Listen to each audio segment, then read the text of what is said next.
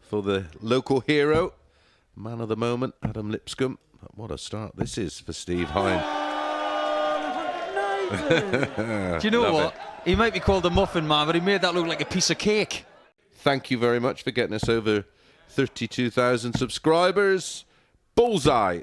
That was for 341 in 6 darts. I think it's fair to say that Scott Taylor's got the bit between his teeth tonight, and he's really enjoying the noise. Yeah, he's having to play well, isn't he? Scott, you require 45. Double top. Now tens. Gives him a 2-0 lead. And we all know by now, if you're a regular viewer on a Saturday night, that if you get a big win in your first game... Steve, you require 112. Well, even if it was a single 20, Nico, makes a huge difference. Double 16. Steve Hine makes it a moot point. They're both enjoying this, and so are we. I hope you are too on YouTube, because this atmosphere is like nothing I've ever felt or heard on a Saturday outside of a Champions Week. It is brilliant. My word, that was close. And Taylor's got a crack at it himself to get his first 2 points of the night. He needs 3 18s and tops. He gets tops, and that's a huge win. That 2-leg gap between himself and Hind could be huge in the race to see who makes the final 4 from Group 1. Adam Lipscomb will be the opponent of both of those players a little bit later on, but that's what you've just seen. Scott Taylor can play better than that, but as you've already seen tonight at the start of the show, that's possibly one of his bad games out the way. He's still got a lot more in the tank. Steve Hine's going to have to find an awful lot when he comes back in Game 3 against the local favourite. When we come back, we'll start Group 2, and it's 2 weekly winners going head-to-head in Duff and Barto.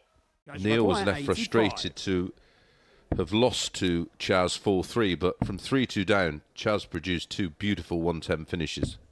Game shot the first there. And he's just given us an 85 to start things off, with a break of throw as well. Blitzing Gates 10-2. A 9-6 comeback from Martin Adams. Saw him defeat Phil Taylor 10-9. Andy Hamilton got the better of the current seniors world champion John Henderson 10-8.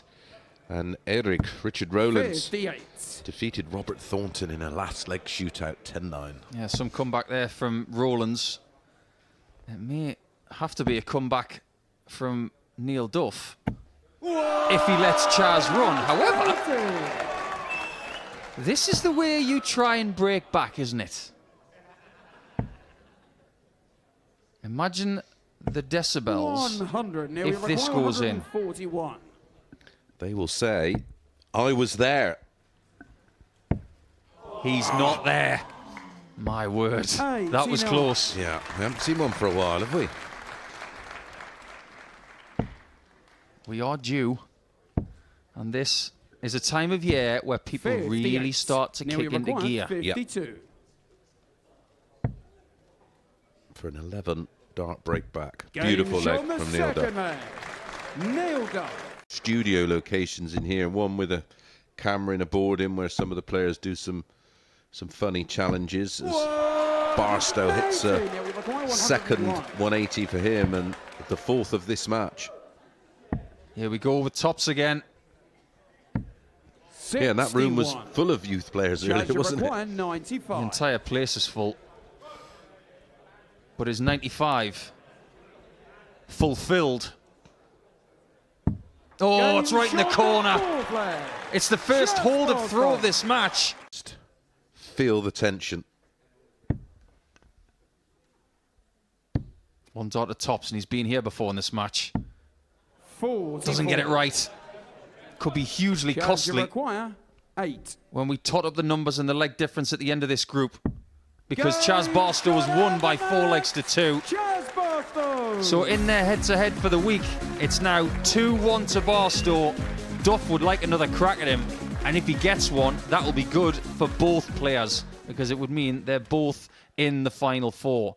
Duff loses by 4 legs to 2 with the superior average. A very strange game numerically, but as far as the points are concerned, they go to the man from Winchester, who starts Group 2 with 2 points. Steve Hine must win against Lipscomb next.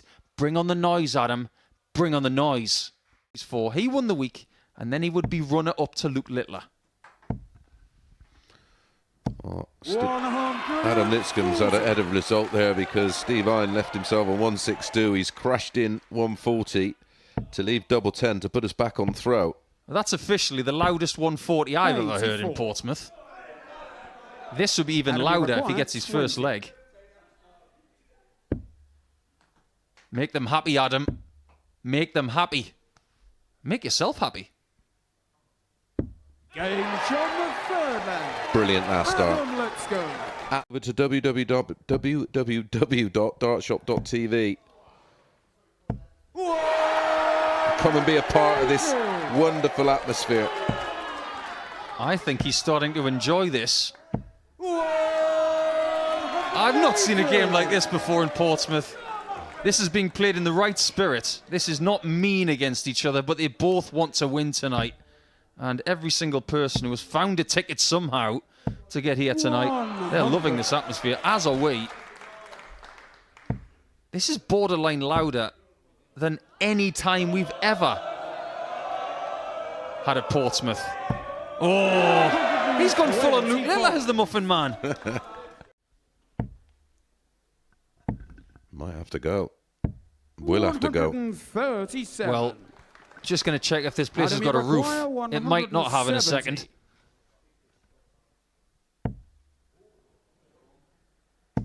Oh, we were all holding our breath to see if he was going to get a shot. But now, things are getting very critical. Steve, you require 40. Double top for the Muffin Man. And his doubling performance has got him through. Amazingly, Steve Hine, who has sat back here on Saturday night and seen Adam Lipscomb and Scott Taylor take all the plaudits, but it's the Muffin Man who's first through to the semi-finals tonight. He's got 2 points and a positive leg difference, meaning he goes through with a very fine performance. But look at the doubling. 4 hits from 5. He got a chance. He took his chances. And now Adam Lipscomb has got a very tough task ahead of him when he comes back in game number 5. Like Mace mentioned, we'll get our first look at Joe Croft, and he's up against Chaz Barstow, who can book his place if he wins the next match as well. At 41 for 4-0 against someone who's been at the 2 Champions Weeks. What a great performance that is. It's not a vintage one. However, if you look at the numbers of Barstow tonight, he did average 77 in his first game. Right there, only 72. So he's not brought his best tonight. He did get 5 darts at a double, but didn't hit any of them. And Joe Croft just doing what he's done all week long, plodded along at a mid-80s level, and it was good enough to get a 4-0 win there. So, he'll take on Neil Duff in the final qualifying match, but get your earplugs out again, everybody, because Lipscomb's back, and he's got a big mountain to climb against Scott Taylor. 59. But not by much. 16. This is the first step on the ladder. Double top. That's been his miss on tops tonight, just short. 140. This is to eliminate Adam. What a lie that is. What a shot this could be. That is Adam Lipscomb gone. Scott Taylor. His dream has turned to a bit of a nightmare. In pretty much every session than he's looked before, and that's the positives he has to take from it. Well, he's got license to enjoy himself now. Get those shackles off, Adam. Extremely well against him. But Scott Taylor will win Group 1. And he's following the path of Bradley Roos from last week. Unfortunately, Adam Lipscomb does not make the semi-finals on his first visit to Saturday night. But look at the support he's had. So, it hasn't been a night for Hampshire here in Portsmouth because Lipscomb is gone. Is Chaz Barstow about to join him on the bench? Because now we look to the last game in qualifying as Joe Croft looks to win Group 2 at the expense of Neil Duff. Race is approaching the last couple of furlongs, and Neil Duff is starting to sprint. Neil Duff. Joran says Croft was poor in his doubles last game, wasn't he? No, far from it. Yeah, Chisnell for me. He's won more than 20 PDC titles without having something of huge note. 41. Joe Croft with a 171 to leave this.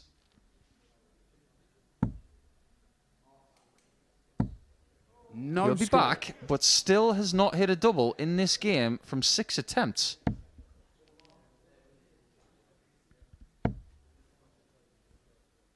Duff won't panic. 40. Whether it's double Joey start or McGuire, straight 40. start, this guy's got enough patience and poise. And stones. 20. Here we go, Nico. I've asked you this personally anyway, so it doesn't matter. Can I ask you, Paul, about the reasoning behind the sunglasses and your walk-on? 60. I'm not sure Joey McGuire, 20. what it has. He doesn't know what it has anything to do with. I'll tell you in the next leg. No score. Now, regardless Joey McGuire, of the result in this game, 153. these misses at double for Joe are going to infect the rest of his night. Correct. Oh, no. You got to be kidding. Oh, that's cruelty from Neil Duff. Merciless stuff from the Duff man. Just goes to show that you get Well, no it's legs Neil for to free throw first. anywhere you play in the Game world on. in the final four. 75. Can't get much closer. Joey McGuire, 18. Straight 4-9-9.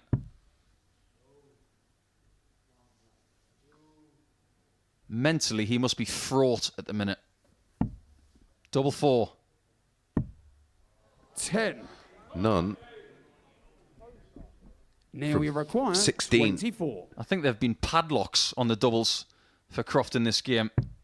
But you can't get enough of that wonderful Duff. And that's a 4-0 victory for Duff, which means he's through. He joins Croft into the semi-finals. Duff just can't believe his fortune at times in that match. However, that means that Duff wins the group as well as qualifies, and Barstow and Lipscomb are gone, creating a very hollow feeling here in Portsmouth. That is the end of qualifying. Next, it's the semi-finals. Time, so Tops is left. Double 19. Game And that that'll makes hurt. sure that Joe Croft is not even going to look at Tops this time. That will hurt. Double 4. 5. Joey requires Joe is 40. still alive. How? We aren't sure. I know how. Game Scott shot on Taylor the has missed fifth leg. 10 darts at a Joe double. Croft. Crofty with the break is within one of levelling. This is the first door. Double 10. He was muttering to 30. himself as he went for those 10s, and the game could be Scott done require now. 40. And the game is done because Taylor, who won Group A this week and won Group 1, is in the final. And he's going to take on either Neil Duff or it could be, indeed, Steve Hine. So Taylor's done his job. Was it good? Well, I'll leave that up to you to judge him. But he's played nowhere near his best tonight. But he's still in the final. That's what we've seen. And Joe Croft, who's made his way to his first semi-final, falls at the first attempt. When we come back, it is that second semi. Good evening, ladies and gentlemen, and welcome back to the Motor Super Series here at the Live Lounge in Portsmouth. It is finals night, and it's time to introduce the semi-finalists. Would you please welcome to the stage? It's the Duff Man, Neil Duff, and the Muffin Man, Steve Hine.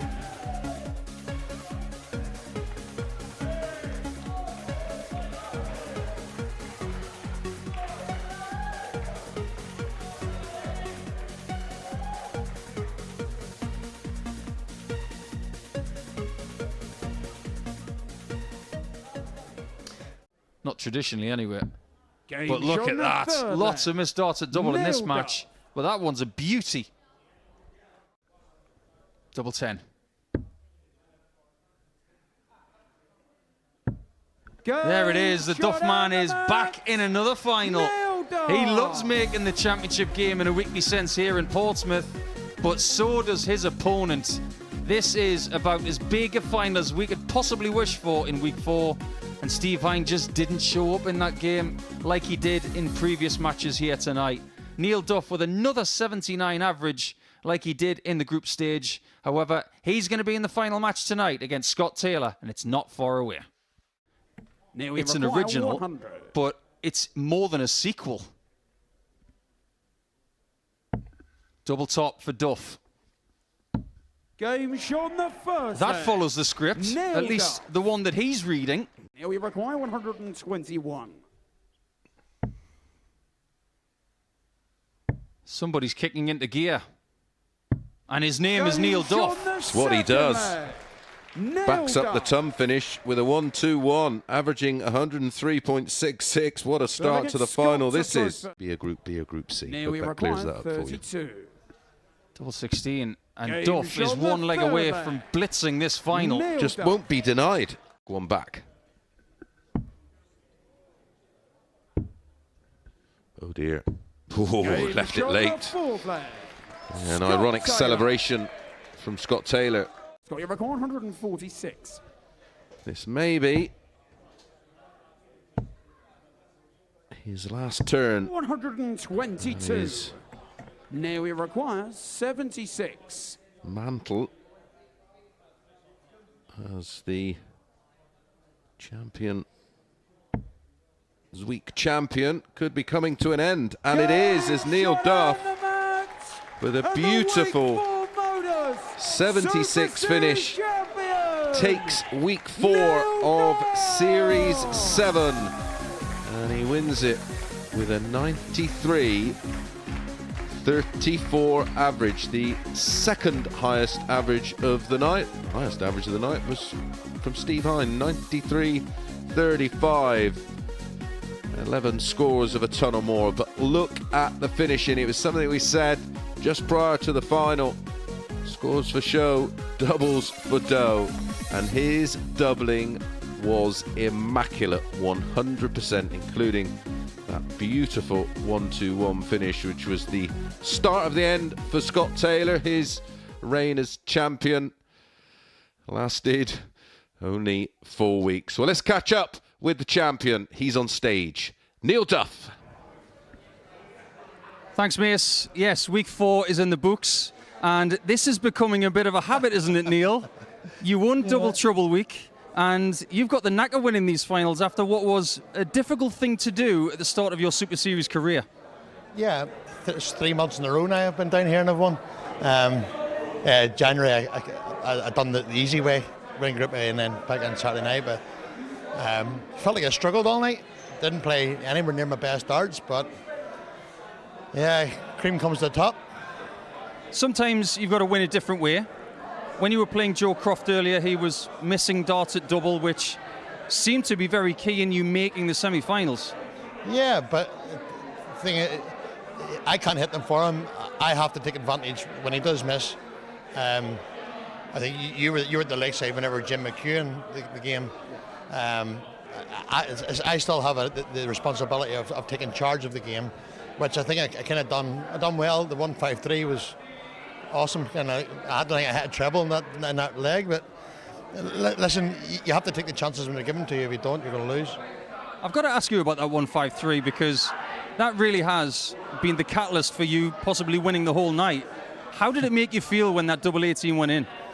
Yeah, I'm absolutely mesmerised. Kind of like say I wasn't scoring. I couldn't physically have put 3 darts in the 20, and then to rum off the 153 was just, yeah, it was from absolutely nowhere. But yeah, I think I needed it to push on the rest of the night. It's been quite an interesting atmosphere here in Portsmouth tonight. You've been with us pretty much since the beginning when we came here in September of 2022. What has tonight been like as a player, just to tell our fans about it? Yeah, I love it down here. It's a different kind of atmosphere. Yeah, it's been mad in the night because Adam and Chaz, local guys, very, very good friends of mine, so the crowd's been very respectful. But yeah, outside of the PDC, you're not going to get much better than this place. I'd have to agree with you, the way they're singing Adam Lipscomb's name at the minute, but you're the last man standing, and indeed tonight there were 2 countries represented, 5 English players, 1 Northern Irishman, and you're the last person standing. How does that feel? Yeah, I would take that every day. I would take that any day of the week. You know, most people, the guys are here. Yourself and Mace and that. They know my game. Mace has said it right from day one. I think he tipped me and Scott to be in the final. I'm going to get better and better as the week goes on. I didn't play my best tonight, but I did what I had to do when I needed to. I kind of the very first match when I went 7 into the 9, I had adrenaline for 2 legs. I couldn't get them going again. And Chaz played really well, but they're all a good bunch of lads, and that's why I love coming here.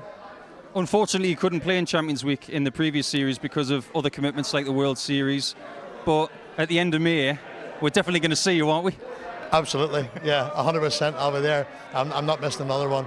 Yeah, that's the big tick box there. That's the one that's on the bucket list. It took me long enough to get a win here on the stage. I think it was 6 finals or something before I actually got over the line. Now I'm 4 deep. I'm a bit of a veteran of the Motor Super Series, so yeah, I hope to be here. I'll be here in Champions Week and I will make it count for myself. Well, that's great to hear. I'm going to take that microphone away from you.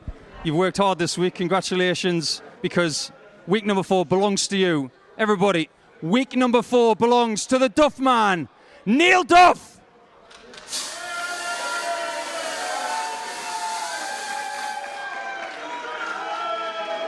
He likes a trophy or 2 these days, don't he, Neil Duff? Is prolific now than he was 2 years ago when he went on to lift a World Championship title. A star on the back for that. Well, if he had a star for every single Super Series week, you'd have to patent a brand new shirt. Well, he's cool, he's calm, he's collected, he's everything that you'd expect from a great champion, and that is exactly what Neil Duff is now here at the Super Series. Yeah, he's got it down to a fine art. He doesn't sort of leave all the juice on the beach, so to speak, in terms of preparing for the weeks. He comes in very relaxed, uses Group A to get his game up to speed, and then just builds. Well, a victory then for Neil Duff in that final, and the fact that he's backed it up, and he said he wanted to win a Champions Week here. What would you say if he won the Specials Week and then would go on and be successful? Well, he's 3 from 3 in finals. He couldn't play in Champions Week because of his commitments to the World Seniors, so and listen, who's saying he can't win a Champions Week? He's won everything else. He's back to back, isn't he, in terms of weekly titles? He won the Special Week. Fair play to him. He's the man to beat you right now. Well, an intriguing day then in terms of everything. It was all built up to be about the hometown hero, Adam Lipscomb, wasn't it? Him and Chaz Barto were eliminated in the group stage worth of action earlier on this evening. Then we got to the semi-final stages, and then we had some real tension in the air, didn't we, Nico? Scott Taylor being penned back by Joe Croft, getting over the line, and then the second semi-final, that tense first leg for Neil. I'm just trying to think about the whole night in one whole thing, because it's been a very, very strange evening, standard-wise. But I do believe that the right person won in the end. You look at the amount of darts at double that Neil Duff was facing with Joe Croft, and maybe in some other situations as well. You just get the feeling that maybe a phrase that Chris Mason says all the time, when your name's on the pot. Now, his name has been on that particular pot before, but maybe it was just destiny that it was going to be on there tonight, because he did get a great deal of fortune, and when he needed to perform, he did. He did do exactly that. Let's talk about the final then in a bit more detail. Duff took the early running, and from there was only one winner. Yeah, the 1-2-1 was key to victory, and he looked the player who settled the quicker of the two, whether that's the experience of being a world champion and what you get from that, and then the accolades that come with it, or the fact that he, in recent times, has won the Special Week, won a week before that. He hasn't tasted defeat here in a Saturday night for quite some time. It certainly hasn't. Scott Taylor's title defence has come to an end. How will we remember him as a champion, Paul? Very well. You think about the 2 weeks that he played concurrently, from week 12 to week 13 at the back of the last series. He constantly went to the end of the tank to see if there was any vapour left. and the way he was able to perform at such a high level for 2 straight weeks, that's what I will remember. When he goes home to Bolton tomorrow, after this experience here this week, he will have to admit to himself that he didn't play to the same level. That's why he's not going to be in Champions Week this time. In terms of Neil Duff, I know there's only 4 players into the Champions Week, Phil, but when we confirm the 12, is he going to be right up there amongst the favourites? He certainly can't be ignored, that's for sure. Like I said, he's got it down to a fine art now. He knows how to prepare for it. He's a player that doesn't panic. He's a player that doesn't worry about level of performance. He worries about winning and winning the key matches, and that is what champions do. That's what good players do. That's why they win things. And over the years, he's won plenty, hasn't he? Let's be honest. Within the system he's been playing in. Final word. These lot, they're still staying around. They think there's another game going on. I think you two play an exhibition in a minute, aren't you? I wouldn't. They wouldn't stay long if they were. They were trying to turf them out, that's why. But they've had a great time. Adam was at the back of the hall there, and I applaud him for what he's done tonight. He could have left with his tail between his legs saying what a nightmare that was after what has been a great journey this week. But he stuck around and he applauded the champion at the end. That just goes to show that he's got some integrity, that lad. He definitely does.